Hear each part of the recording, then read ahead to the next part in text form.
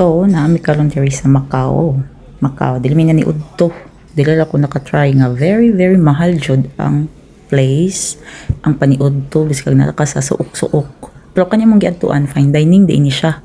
And we just ordered duck and beef and then rice. And then fine dining man ano pero ko labot nagkinamot ko kay gigutom na jud ko na ulan-ulanan pag gid mi kay type 3 typhoon na di ang naabot. Pag abot ng og kuan Macau na ulanan jud mi.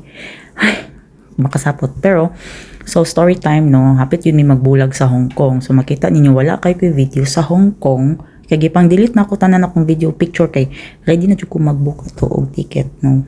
Pauli og balay. Mauna kung gusto jud mo guys nga mailhan ninyo ang batasan sa yung partner pag travel jud mo nga kamong duha.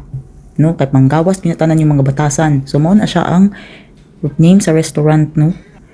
And nami dito karon sa Grand Lisboa. And mao to guys, bye.